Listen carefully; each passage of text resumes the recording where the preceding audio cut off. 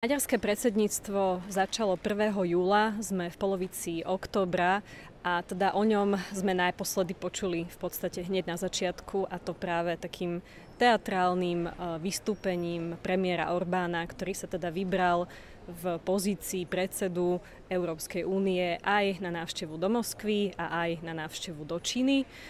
To spôsobilo veľmi negatívne reakcie zo strany Európskej únie, lebo naozaj tá zodpovednosť predsedníckej krajiny je v tom, že je to reprezentant všetkých členských štátov, musí si veľmi dávať pozor na to, aby reprezentoval naozaj všetkých a nie politiku svojej národnej strany alebo svojej krajiny. Toto sa bohužiaľ nestalo.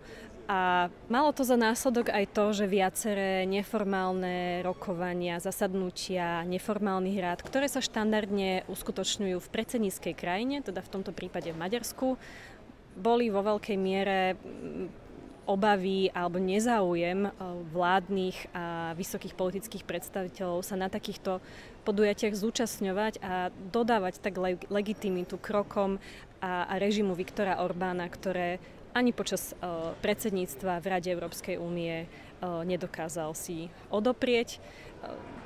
Sama mám skúsenosť z toho, ako predsedníctva prebiehajú. Viem, že Slovensko v roku 2016 dávalo veľmi veľký pozor na to, aby malo dôveru členských štátov, lebo bez dôvery členských štátov ako predsedníctvo nedokážete nič vyjednať.